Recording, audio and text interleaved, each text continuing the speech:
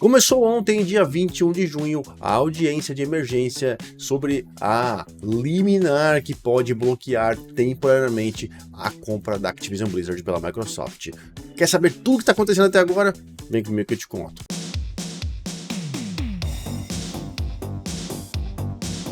Salve senhores, salve senhoras, Lewis na área. E sim, começou tecnicamente hoje a audiência, mas ontem teve uma pré-audiência, que foi o início de tudo, daquele processo movido pelo FTC. Na verdade, sobre a ordem de restrição temporária que o FTC enviou, né, e a juíza Jaqueline aceitou. Então ontem começou a pré-audiência, então a Microsoft vai ter 4 dias e meio para se defender, e a partir de agora a gente vai começar a cobrir tudo que acontecer diariamente para que vocês entendam a decisão final que vai estar rolando na semana que vem. E como a gente comentou, a juíza responsável é a Jacqueline Corley, que também foi a mesma juíza que negou aquele processo dos gamers, que tinha ali um empurrãozinho da Sony, que tinha muito interesse que isso fosse para frente. A audiência abordará vários temas, como por exemplo, e-mails trocados entre os executivos da Microsoft e também da Sony, a inclusão de jogos da Activision Blizzard, principalmente Call of Duty, por 10 anos em plataformas como a Nvidia, o GeForce, o Nintendo Switch e outras, a questão da exclusividade de Call of Duty no Xbox, o mercado de nuvem, o famoso xCloud e muito mais. E pra gente organizar um pouco do assunto do que foi a pré-audiência que aconteceu ontem, que não é nela que a gente vai se focar, a gente vai se focar na que aconteceu hoje, a gente pode pontuar os seguintes dados para vocês, seguintes informações que aconteceram durante. O FTC não queria que testemunhas da Microsoft depusessem sobre os benefícios que a concorrência trará, sobre os acordos com provedores em nuvem, sobre Nintendo, Nvidia e outras que vão receber os jogos da Activision Blizzard e da Microsoft, e o resultado positivo que foi a aprovação da União Europeia. O FTC também queria que os advogados da Microsoft não tivessem acesso às evidências do processo. E claro, tudo isso foi negado com sucesso pela juíza Jaqueline. O FTC basicamente acusa que a exclusividade de Starfield no Xbox Series X e S e no PC é uma prova para bloquear a aquisição da Activision Blizzard, já que segundo o regulador, a Microsoft pode transformar grandes franquias da publicadora, como Call of Duty, em jogos exclusivos da plataforma e do Xbox Game Pass, coisa que a gente sabe que é uma grande mentira. E outra coisa que pegou todo mundo de surpresa, essa foi uma grande surpresa, e é que o Jim Ryan, o chefão da Sony, do PlayStation, que iria depor através de vídeo, todo mundo achou que seria um depoimento ao vivo, onde poderia ser questionado de ambos os lados, faria no caso um depoimento de vídeo gravado, ou seja, ficaria muito fácil para Jim Ryan decorar um texto, falar para a câmera e enviar esse arquivo para que pudessem passar ao vivo. Coisa de que não está se preocupando muito, não é verdade? Porque se ele quisesse, ele estaria lá presente durante o depoimento, o julgamento que está acontecendo. E aí a gente passa por dia 23 de junho, hoje, onde Phil Spencer, Sarah Bond e Matt Booty, da Microsoft, do Xbox Game Studios, estavam presentes, além de Pete Hines, o executivo de publicação da ZeniMax Bethesda, que também deu seu depoimento. E pra gente colocar numa ordem cronológica, Phil Spencer não falou hoje, talvez vá falar. Matt Booty foi o primeiro que conversou, que fez o seu depoimento, prestou seu testemunho. Depois teve o Pete Hines e por último a Sarah Bond. E assim que a gente vai mostrar para você a linha do que aconteceu. O dia começou com o FTC mais uma vez abrindo seu discurso dizendo que a Microsoft sim vai colocar os jogos da Activision Blizzard como COD, principal jogo da franquia de sucesso, a maior franquia de sucesso do mundo, como exclusividade apenas no Xbox e no PC. Algo que a gente já sabe que é uma inverdade, afinal de contas existem vários acordos assinados aí sobre não deixar de proporcionar o Call of Duty pelos próximos 10 anos. Nintendo já assinou, o GeForce da Nvidia, GeForce Now também já está com eles, outros serviços de streaming em nuvem também já estão com eles também, só a Sony que não quis, e durante os depoimentos que rolaram hoje, esse assunto voltou para a mesa de algumas formas diferentes. O FTC também teve a pachorra de comentar que a Microsoft ignora o Nintendo Switch nessa atual geração, no que eles chamam de nona geração de consoles, e que também não dá nenhuma atenção para o mercado de PCs, que se diz ser muito caro. A empresa que tem Windows ignorar o mercado de PC. Outra coisa também que o FTC tentou pontuar na sua abertura é que o mercado de assinaturas é um mercado à parte e que isso vai poder colocar assim a Microsoft como um monopólio de assinaturas para o uso do xCloud e também dos jogos da Activision Blizzard. Mas a cereja do bolo, na minha opinião, foi quando eles falaram que a aprovação do mercado europeu, da União Europeia, não significa nada e é irrelevante nesse momento e que isso não faz sentido algum para o mercado americano. americano e global no ponto de vista do FTC. Dois executivos da NVIDIA deram seu depoimento através de vídeo e comentaram sobre as dificuldades técnicas e os esforços para se trabalhar no mercado de nuvem, o que é bem difícil para se fazer desde o início. A NVIDIA era contra, porém depois se favoreceu a favor desta fusão. O FTC continuou de forma fracassada a argumentar sobre o mercado de jogos em nuvem. Dessa vez, o regulador disse que os mercados de jogos por assinatura e streaming por nuvem podem ser unidos em um só, dando a vantagem que a Microsoft precisa. E para atacar ainda mais, o FTC disse que a Microsoft analisa os seus jogos por país, de acordo de país com país, e pode sim decidir se um jogo será exclusivo ou então multiplataforma, para quebrar esse negócio da Microsoft que eles vão abrir os jogos para todo mundo. Você vê que o FTC estava indo realmente na maldade, na malícia para tentar ganhar a atenção da juíza, o que não estava funcionando com certeza. O time da Microsoft entrou em campo e respondeu às primeiras acusações, dizendo que por mais de 20 anos a Sony tem sido líder de mercado e feito de tudo para proteger isso e seu modelo de negócio com a dependência de console e jogos a $70, que é o preço atual que eles colocam nos jogos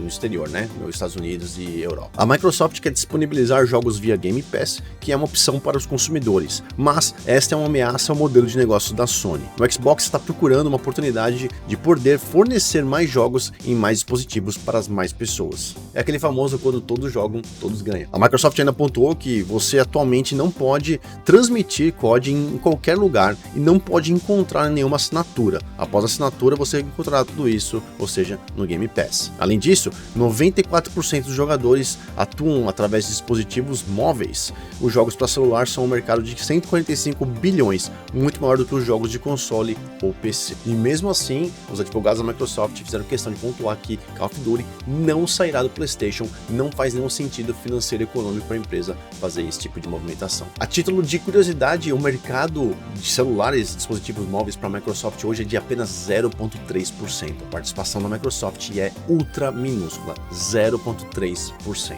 E foi nesse momento que a equipe da Microsoft mostrou à juíza um e-mail, um documento de Jim Ryan, documento oficial, dizendo internamente aos funcionários e também os grandes escalões, os CEOs da empresa, de que eles não precisavam ter nenhum tipo de preocupação que o PlayStation não perderia o Call of Duty mesmo com a compra da Microsoft sendo concretizada. Então, ou seja, o Jim Ryan nem estava presente, ele ia fazer um depoimento de vídeo gravado, ou seja, não está preocupado, né? E aí, Matt Booty, o chefe do Xbox Game Studios, entrou em campo e foi dar o seu depoimento. Basicamente, todo o processo em cima de Matt Booty ficou por conta daquele e-mail que vazou ontem, um e-mail fake que já foi descredibilizado, que acusavam, ele de falar que o plano da Microsoft era destruir a Sony lá no final de 2019, o que foi desmentido e comprovado, sendo que aquilo lá foi falado na época apenas como uma termologia para que eles estavam estudando um tipo de caminho, um tipo de estratégia que foi totalmente descredibilizada nos próximos meses, uma vez que a Microsoft apostava em conteúdo, e conteúdo eles viram que não era mais algo que ia fortificar e se perpetuar por muito tempo, eles tinham que apostar e executar outras tarefas, outras ações. Logo depois, Pete Hines, o chefão da ZeniMax Bethesda, entrou em campo também para dar o seu testemunho. As perguntas que Hines recebeu foram totalmente voltadas à exclusividade dos jogos que estavam sendo produzidos para o PlayStation na época e foram cortados como parte da acusação, dizendo que o FTC acusa a Microsoft de que assim que eles comprarem a Activision Blizzard, eles vão tornar tudo exclusivo, que isso é só para inglês ver, é só para o juiz aceitar, e que não. Ele mesmo comentou que a própria Bethesda, que os jogos que foram produzidos continuam sendo providos, melhorados e recebem conteúdos no PlayStation, e que eles não têm nenhuma intenção em tirar isso dessa plataforma. Uma das coisas interessantes que aconteceu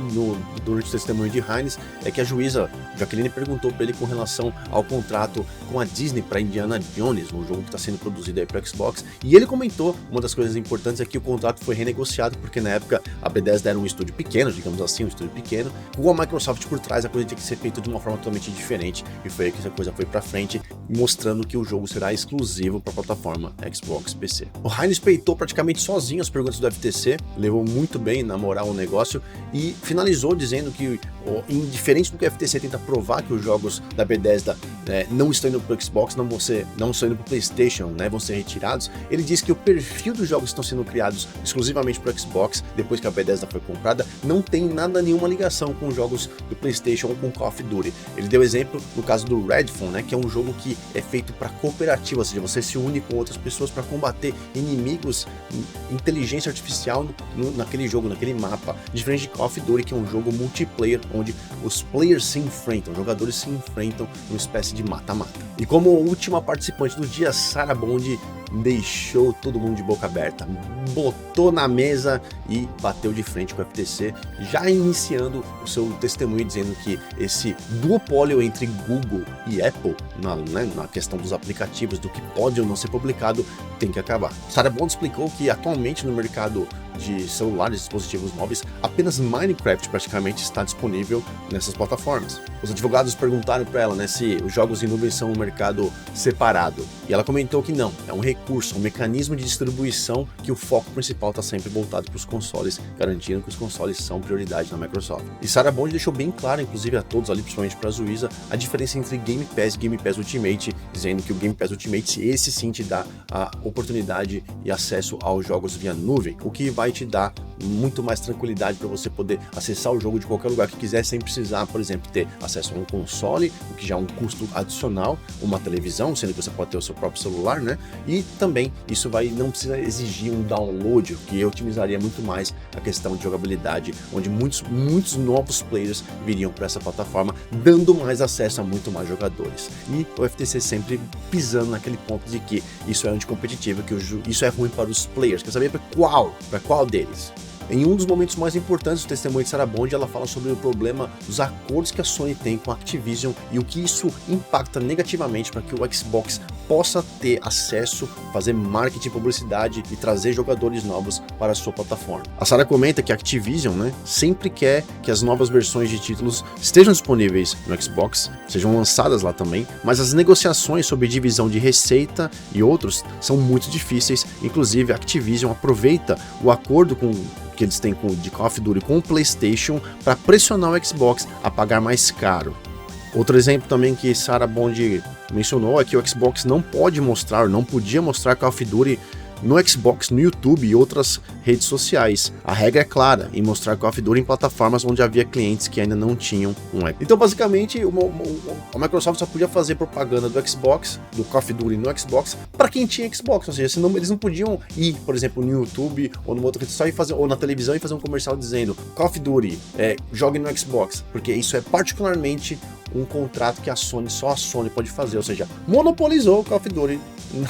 no PlayStation. A Sarah ainda pontuou que não era possível utilizar Call of Duty, por exemplo, num showcase, apenas no próprio site e canais específicos do Xbox. E aí, foi aquilo lá que a Sony baixou mais ainda o jogo e foi impor novas restrições, e o Xbox sempre teve que descobrir, através da Activision, o que exatamente eles tinham permissão para fazer. Uma das coisas bem legais também que aconteceu durante Sarah Bond foi que ela explicou a respeito do porquê a Valve, dona da Steam, não assinou esse contrato de 10 anos de exclusividade aí do fornecimento do Call of Duty para sua plataforma. Sarah comentou que a Valve disse para a Microsoft que não precisavam assinar nenhum acordo e disseram que acreditavam em nós, que os jogos da Activision não seriam exclusivos da Microsoft Store. Para coroar esse problema para a FTC e para a Sony, ainda foi pontuado a respeito dos jogos do